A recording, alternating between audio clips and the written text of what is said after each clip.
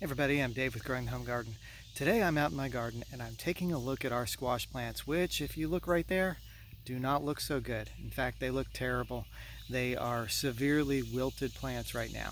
And there's a problem that's very common that a lot of squash growers run into, and it's called the squash vine borer. These are insects that just decimate plants. They go in, they lay their eggs, and then the larvae go and burrow into the stems, killing off the plant by cutting off its supply of water and its supply of nutrients to the rest of the plant. And they are just very damaging insects. So let's take a look and let's talk about how you can deal with the squash vine borer a couple different ways. So as you can see here, there's a ton of wilt, and that's one of the first signs of seeing squash vine borers. If you've had plenty of rain or you've watered your plants recently and they all of a sudden just start to wilt, you'll know something is wrong. And that's when I usually come in here and I take a look at the stem area and I look for damage. And if you note here, you got some damage right there. And what we're looking for are holes and sawdust like stuff, like right here at the bottom of the stem. Something has burrowed into there, leaving a mess. Okay, and what happens is they go into there, they climb around, they eat around inside the stem area as they're growing, and it just completely cuts off the supply of nutrients to the rest of the plant. So there's a couple ways you can do things. One thing you can do is have surgery, and you can go in and actually cut into the stem and try to remove those. And maybe, just maybe, your plant may start to recover after you've got them out of there. The other thing you can do, and this is probably a more reasonable thing, is to just plan ahead. You know that they're going to come, and eventually they're going to find your squash plants. And so, oh, there's a perfect hole right there. Look at that. So eventually they're going to find your squash plants. So plan ahead, and every couple weeks, start some new squash plants, just in a transplantable type pot that you can put in the garden, and then when these die, you have something else to put in.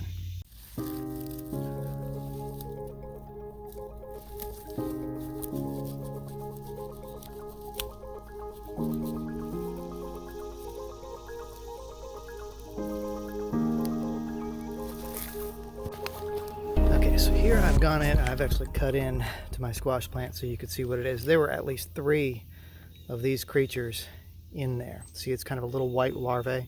It's got a bit of a black head on it, and they just come in and they just devour the inside of the plant. And in this case, I don't think my plant is worth saving. There is so much damage to the inside of the plant that at this stage I should just eliminate these larvae, kill them off, and then start new plants that I can grow and enjoy squash from. So let's come over here and take a look so you can see the kind of damage on the inside.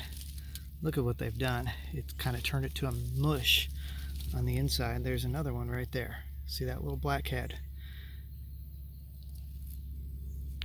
So in this case, I need to just pull these out and get rid of those bugs.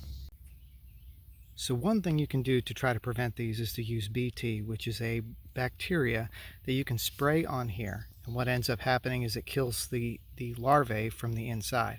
And it's only dangerous for insects that actually eat vegetation. They won't harm your bees and your pollinators because you're just going to be spraying it on here, and they consume the flowers and the pollen, and you're not going to spray the flowers. You're just going to spray the stem. And once you do that, that will help protect them. It may not be perfect. You may miss it. It may rain and then it wash off, and they may find an opportunity. And so to make sure that we have enough squash for our family, we plant an extra crop right here. These are just a yellow crookneck squash. We planted in seeds in these coconut core pots that we'll be able to plant in the garden here in a few days. Right now you see the cotyledons growing up there, nice and healthy. And once they start to develop their first set of true leaves, we'll go ahead and plant some of these out in the vegetable garden.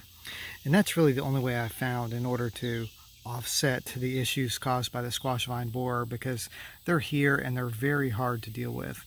The main thing is to use that BT as a preventative on the stem itself, and then plan for replacement plants later on in the season.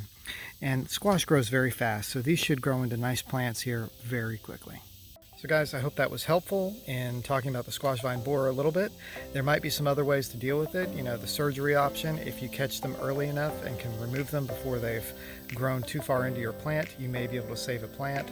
Some people will actually put soil over top of the stem area and try to create more roots along the stem for the squash plant.